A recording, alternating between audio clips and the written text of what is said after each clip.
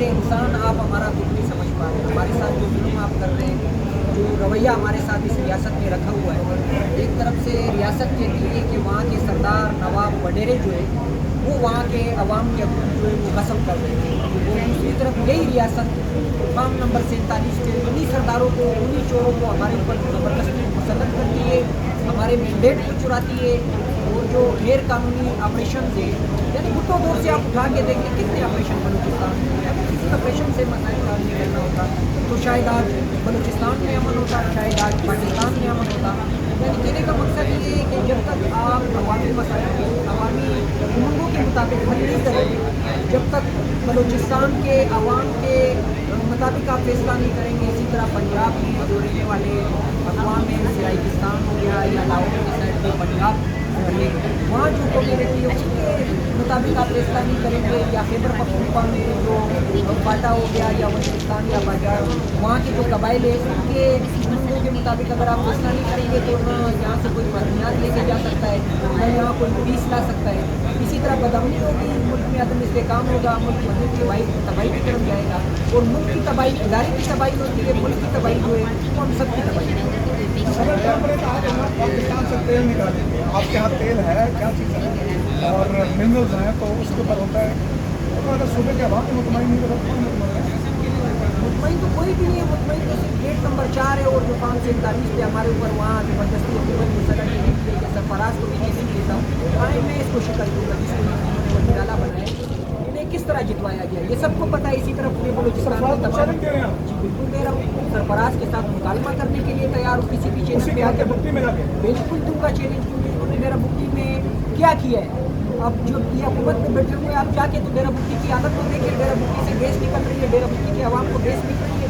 डेरा मुफ्ती के DHQ चले जाएँ जो वहाँ का हॉस्पिटल है, क्या वहाँ डिस्पेंसरी दस्तियाब है, आप जाएँ वहाँ, क्या कोई सफ़र कर सकता है सड़कों पे? आप जाएँ वहाँ, क्या कोई अपने के लिए आइन और आर्टिकल नंबर 19 को इस्तेमाल करते हुए इज़हार आज़ादी जो राय होती है वो इस्तेमाल कर सकता है? कुछ भी नहीं।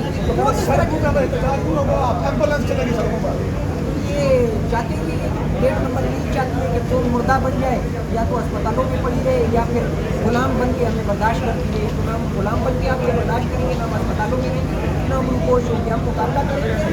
गेट नंबर 4 के सामने भी आएंगे, इस्लामाबाद भी आएंगे, ये मुल्क के बाद जाती है, ये हमारी मुश्तरका एक हसासा है ये मुल्क, इसको इसी तरह इसके ताबूत के लिए कुर्बानियाँ देंगे। और ये बताएं कि अगर कोई तहरीक का अनाउंसमेंट होती है तो बलूचिस्तान किस तरह की क्या रिस्पॉन्ड करेंगे वहाँ से? बलूचिस्तान की तारीख में सिर्फ PTI के लेवल से नहीं बल्कि माजी में तरीके चलिए बलूचिस्तान वहाँ का नौजवान जो है वो सियासी शऊर बहुत ज़्यादा रखता है, और उसने जो जिस तरह के हालात का सामना किया है, जितने मुश्किलात का आप सामना करते हैं उतने ज़्यादा आपको तजुर्बात हो जाते हैं। यानी कहने का मकसद ये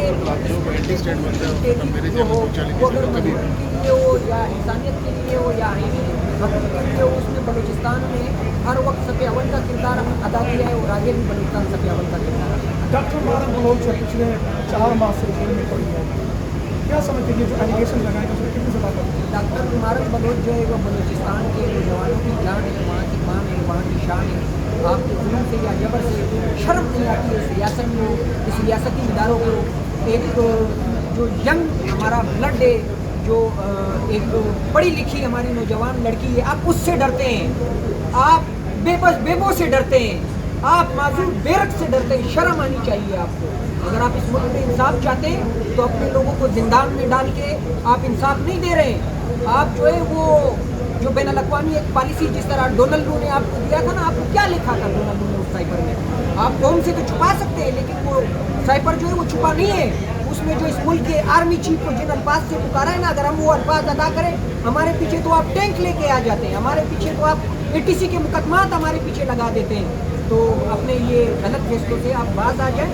अगर आपके इसी तरह के फैसले जारी रहेंगे तो मुझे तो ऐसा लग रहा है ये आपकी आखिरी गेम है, या तो इस मुल्क में अब दस्तूर पे अमल दरामद होगा, या तो इस मुल्क को सानिया 1971 जैसे वाक़े से कोई नहीं करता। सदाम, सेकंड लास्ट क्वेश्चन, यहाँ पर माएँ बहनें तकरीबन कोई 15-16 दिन से बैठी हुई है, कोई एक बंदा भी उनसे मिलने नहीं है, वो बलूचिस्तान से आई है, वो एक आस उम्मीद और आइन पार्लिमान और यहाँ पर शारा दस्तूर की तरफ देख रही है, कोई बंदा नहीं है, क्या कहोगे? पी आई के जितने नुमाइंदे थे वो तमाम उनके पास गए, बार बार जाएंगे। रह गई रियासत और हुकूमत की बात, मैं आपको बार बार फरमा रहा हूँ कि वो आवाम को आवाम समझ ही नहीं रहे, वो वोट को वोट नहीं मानते। किस तरह 8 फरवरी को वोट चोरी किया गया पूरे पाकिस्तान का? आपके डिप्टी के कमिश्नर ने क्या कहा था कि मैंने लाख के लीड को शिकस्त में तब्दील किया। तो इस मुल्क में तो आवाम की कोई हैसियत नहीं रह गई है ना, न दस्तूर की हैसियत है। जब तक इनको ये भगोड़े जो है, ये जो रिटायर होने के बाद बाहर भाग जाते हैं, जब तक इनको आप नहीं रोकेंगे ना, तो आपके मुल्क का यही हाल होगा और आपका यही। सिवा आखिरी सवाल, इमरान खान साहब की रिहाई के लिए पीटीआई की क़यादत जब भी एहतजाज की कॉल दे रही है, आखिर में क़यादत तो नज़र नहीं आती है, आखिर में वर्कर रह जाता है, जिनकी गाड़ियाँ जलाई जाती हैं, जिनकी अमलात जलाई जाती हैं, उनके लिए क्या मैसेज है?